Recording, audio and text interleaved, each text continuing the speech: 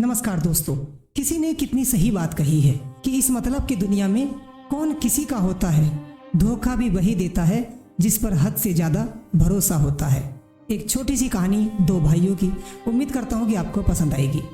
एक वकील साहब अपने चैम्बर में बैठे हैं, तभी एक आदमी दन दनाता हुआ वहां पर आता है कि मुझे बस जो है उसके फ्लैट पर स्टे चाहिए, आप कैसे भी करके उसके फ्लैट पर मुझे स्टे दिला दो।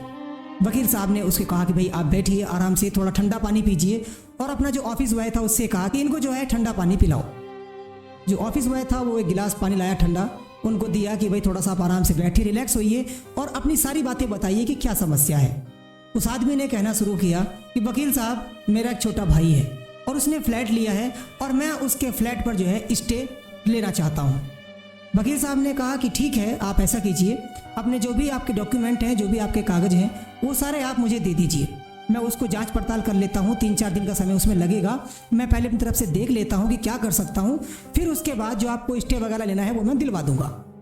वह आदमी उनको अपने सारे कागज डॉक्यूमेंट दे देता है कि ये लीजिए, आप भली भांति देख लीजिएगा, लेकिन स्टे मुझको जरूर चाहिए। बहुत गुस्से में था और इतना कहकर वहाँ से वो चला गया। उन वकील साहब ने उनके सारे डॉक्यूमेंट्स जो है उसको जांच पड़ताल की, देखा भाला, और 4-5 दिन के बाद उस व्यक्ति को फ़ोन करके बुलाया। वह व्यक्ति आया तो वकील साहब ने कहा कि जैसा कि मैं अपनी जांच पड़ताल में पता करके आया हूँ, उससे ये लगता है कि आप जो है 3 भाई बहन हो। उसने कहा हाँ बिल्कुल सही बात है, और बचपन में ही जो है आपके माता पिता का स्वर्गवास हो गया था। आप परिवार में सबसे बड़े थे, एक आपकी छोटी बहन थी और एक आपका छोटा भाई था। आपने अपनी बहन को, अपने भाई को बहुत ही अच्छे से पढ़ाया लिखाया, पढ़ा लिखा कर अपनी बहन की आपने अच्छे से शादी भी कर दी।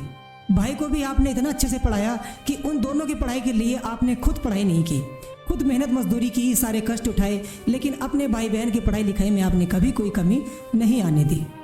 एक बार बचपन में आपके भाई को एक सांड ने मार दिया था, लहूलुहान हो गया था आपका भाई, और आप 5 किलोमीटर तक अपने भाई को अपने कंधे पर रखकर अस्पताल लेकर गए थे। पढ़ा लिखा कर भाई को आपने अच्छा इंजीनियर बनाया। इंजीनियर बनने के बाद भाई ने आपसे कहा कि उसे एक लड़की से प्रेम हो गया है और वह शादी करना चाहता है। तब आपने बिना कुछ सोचे समझे बड़ी खुशी से धूमधाम के साथ अपने भाई की शादी भी कराई, पूरे गांव को आपने दावत भी दी, सारी खुशियां मनाई। लेकिन शादी के बाद ही सारी बातें बदल गई। अब आपका जो भाई है वो आपके पास बहुत कम आ पाता है, क्योंकि अब उसके जो है एक बच्चा भी है, तो कहता है खर्चा ज़्यादा है और इसलिए वो आपको कुछ पैसे भी नहीं भेज पाता है। क्या मेरी बात बिल्कुल सही है? उस आदमी ने कहा कि हाँ वकील साहब बिल्कुल सही है, यहाँ तक कोई समस्या नहीं थी। लेकिन दिक्कत कब आती है, जब आपका भाई अब अपना हिस्सा आपसे मांग रहा है। वह कहता है कि उसको एक फ्लैट बनाना है शहर में, इसके लिए उसको पैसों की ज़रूरत है, और वह जो आपकी पुश्तैनी ज़मीन है उसको बेचकर अपना हिस्सा आपसे लेना चाहता है। इसी बात पर आपको गुस्सा है और आप उसके फ्लैट पर स्टे लेना चाहते हो। उस आदमी की आंखों में आंसू आ जाते और कहता हाँ वकील साहब बात बिल्कुल सही है कि उसके लिए सब कुछ त्याग किया, सब अपने जो है अपनी पढ़ाई लिखाई के बारे में नहीं सोचा, अपने परिवार के बारे में नहीं सोचा, उसके लिए सब कुछ किया, और आज वही जो है हिस्सा मांग रहा है।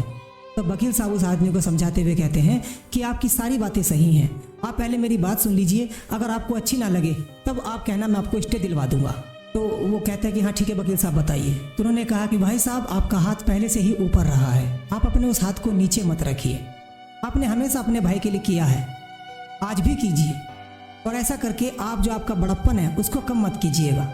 सोचिए जब बचपन में आपके भाई को चोट लग गई थी और आप 5 किलोमीटर तक उसे अपने कंधे पर रख कर ले गए थे, तो फिर आज क्यों पीछे हटते हो? ठीक है, अगर वो आपसे हिस्सा मांगता है तो मांगने दीजिए, उसकी परवरिश थी वो गलत निकली, इसमें आपका कोई दोष नहीं है। अब आप जो है अपने बच्चे पर ध्यान दीजिए, उसको पढ़ाइए लिखाइए, उसकी अच्छे से परवरिश कीजिए। जरूरी नहीं है कि जैसा आपका भाई निकला वैसा आपका बेटा भी निकले। अब आप जो है अपने बेटे पर ध्यान दीजिए और उसको एक अच्छा इंसान बनाइए।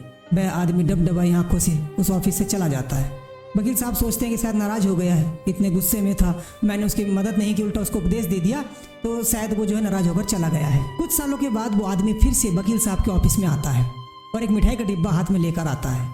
वकील साहब उसको देखते ही पहचान जाते हैं। वो आदमी पूछते हैं कि मुझको पहचान लिया? वकील साहब ने कहा हाँ कि आपको पहचान लिया। तब वह आदमी कहता है कि वकील साहब मैं आपका एहसान कभी नहीं भूलूंगा, अगर आप उस दिन मुझको ना समझाते कि इस कोर्ट कचहरी के चक्कर में ना पड़ो, अपने बच्चे की परवरिश करो, तो शायद मैं आज इस कोर्ट कचहरी के चक्कर में ही लगा रहता। मैंने आपकी बात मानकर अपने बच्चे को पढ़ाया लिखाया और आज वह बहुत अच्छी पोस्ट पर है, बहुत अच्छी उसकी जॉब लगी है, और ये लीजिए मिठाई का डिब्बा। और रही बात भाई की, तो उसको भी अपनी गलती का एहसास हो गया है और वह भी जो है मुझसे माफ़ी मांग ली है। घर पर अपने बाल बच्चों के साथ आया था, मैंने उसको माफ़ भी कर दिया है।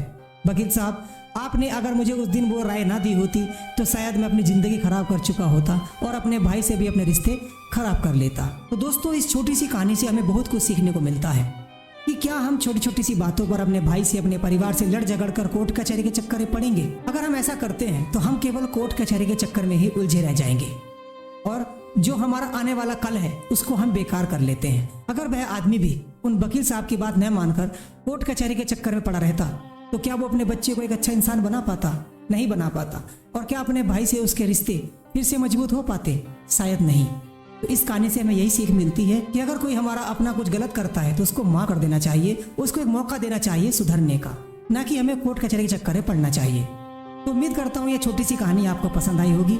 अगर कहानी अच्छी लगी है तो अपने दोस्तों के साथ शेयर करना बिल्कुल मत भूलिए और चैनल पर नए हैं तो चैनल को सब्सक्राइब कर लीजिए, क्योंकि यहाँ पर आपको इसी तरीके की प्रेरणादायक कहानियाँ मिलती रहती हैं। तो दोस्तों, फिर मिलते हैं किसी और वीडियो के साथ। तब तक के लिए धन्यवाद।